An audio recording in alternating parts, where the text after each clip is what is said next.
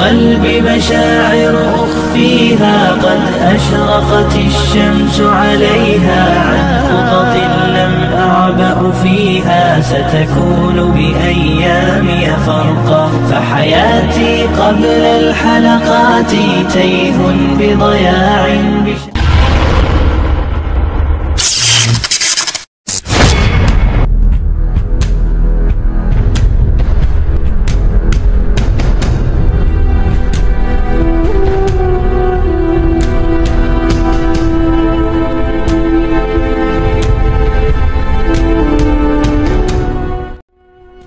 Assalamualaikum warahmatullahi wabarakatuh.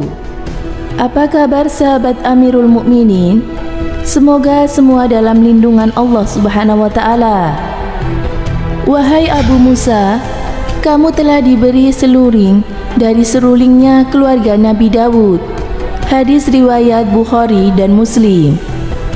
Kata-kata pengabaran ini diucapkan oleh Rasulullah SAW kepada seorang sahabat agung yang dikenal dengan nama Abu Musa al-Asy'ari radhiyallahu anhu.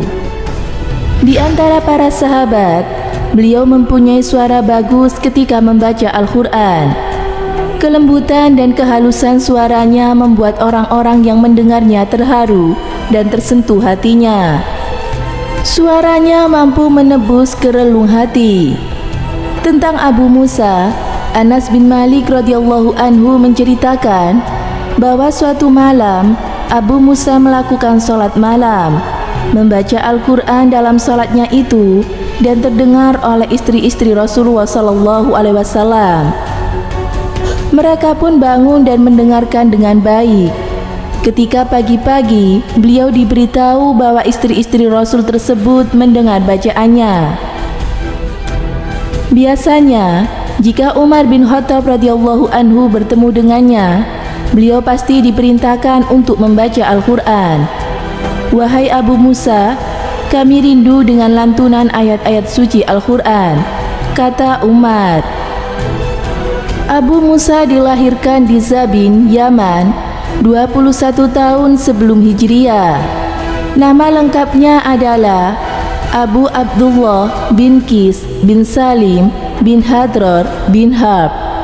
Nama panggilannya adalah Abu Musa, dan Al-Asy'ari dinisbahkan kepada Bani Al-Ash di Qotan. Beliau adalah seorang zahid, ahli fikih, imam besar dan ahli ibadah. Tubuhnya tidak gemuk dan tidak terlalu pendek. Sahabat yang berhijrah 2 kali. Sejarah Abu Musa dimulai dari Yaman, tempat di mana beliau dilahirkan. Masa itu penduduk Qotan banyak yang menyembah berhala. Meski beliau masih berusia muda, tapi beliau menolak dan mengingkari penyembahan berhala yang dilakukan di masyarakatnya. Abu Musa tahu bahwa berhala yang disembah tidak memberikan manfaat dan juga bahaya. Dalam hatinya berkeinginan agar datang pertolongan dari langit untuk menyelamatkan manusia-manusia dari penyembahan berhala. Keinginan itu terwujud ketika beliau mendengar bahwa Muhammad bin Abdullah adalah utusan Allah yang mengajarkan agama tauhid, atau yang mengesahkan Allah dalam beribadah, mengajarkan kepada amal ma'ruf dan budi pekerti yang mulia. Maka dengan niat ikhlas Abu Musa meninggalkan tanah kelahirannya pergi menuju Mekah, tempat di mana Rasulullah SAW diutus. Sesampainya di Mekah, beliau duduk di sekeliling Rasulullah SAW dan belajar darinya. Selama mengikuti ajaran Rasulullah, beliau sangat rajin dan juga tekun. Akhirnya setelah cukup lama, Abu Musa pulang ke Yaman untuk mengajarkan agama tauhid yang dibawa Rasulullah SAW. Sedikit banyak beliau membawa perubahan pada kaumnya.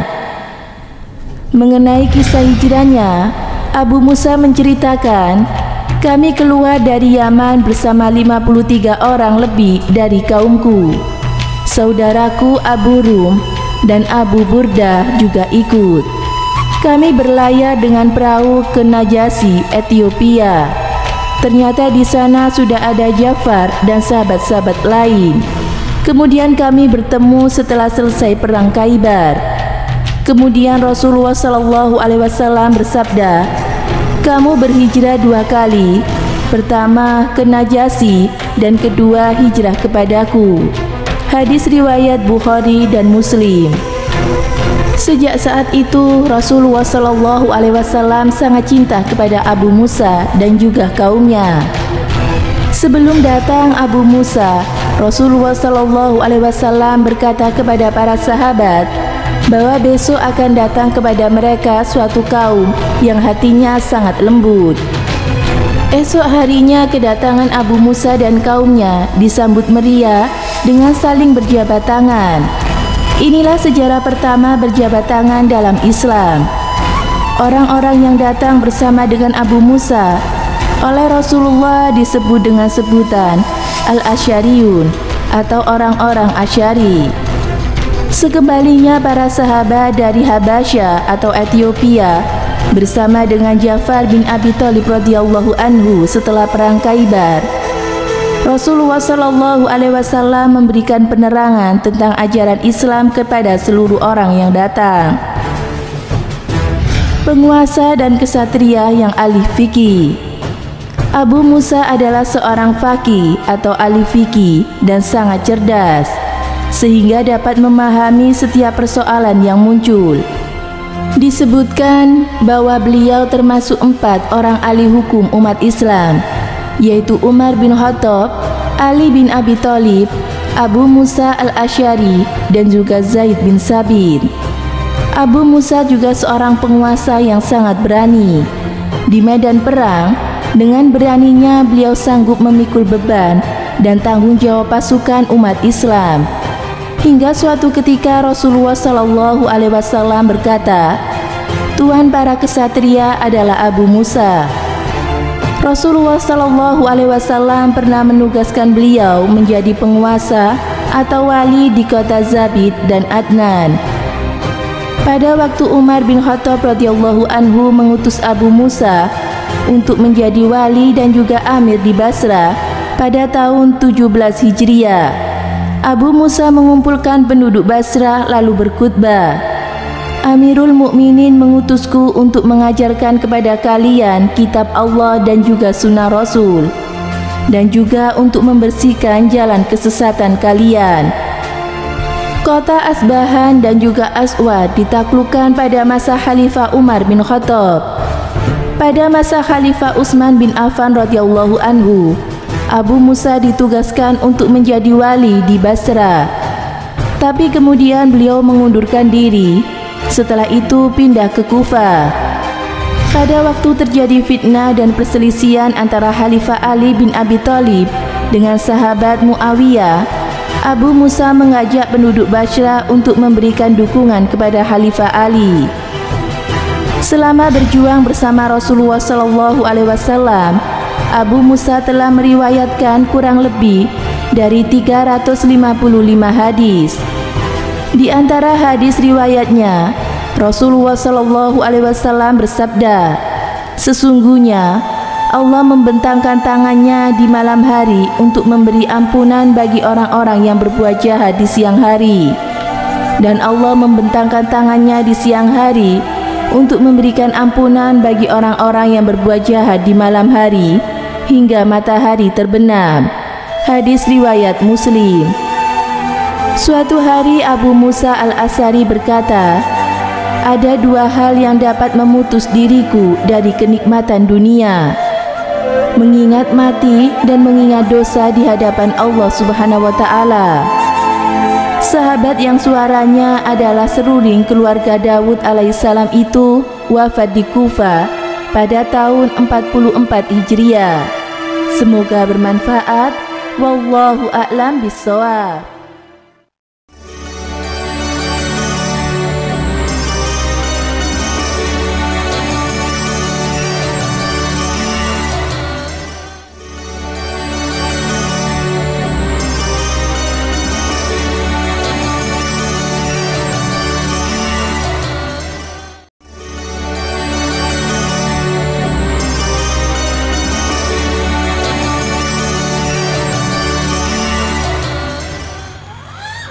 Assalamualaikum warahmatullahi wabarakatuh. Pemirsa Amirul Mukminin yang dirahmati Allah Subhanahu wa taala.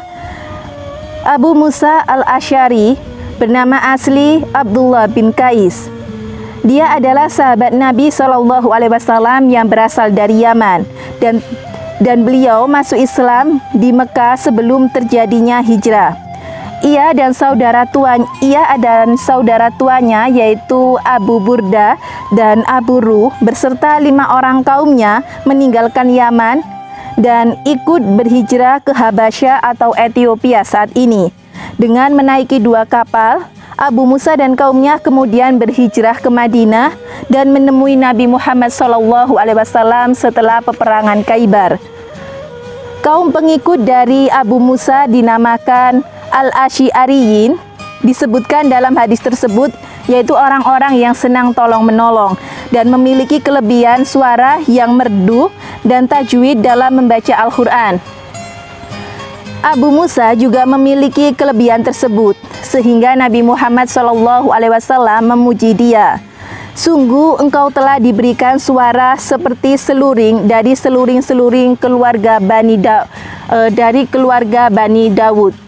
Hadis riwayat Imam Bukhari. Abu Musa adalah orang kepercayaan dan kesayangan Rasulullah SAW. Beliau diangkat bersama Mu'ad bin Jabal sebagai pemimpin Yaman. Pada masa pemerintahan Umar bin Khattab, dia diangkat sebagai gubernur di Basra atau Irak saat ini. Sedangkan Khalifah Utsman menunjuknya sebagai gubernur di Kufah. Abu Musa wafat di kota Mekah usai menyelesaikan tugasnya sebagai hakim di pengadilan, tepatnya di sebuah tempat yang bernama Al-Tawiyah, jaraknya 2 mil dari Kufah atau Irak saat ini. Rahimakumullah, semoga bermanfaat. Wassalamualaikum warahmatullahi wabarakatuh.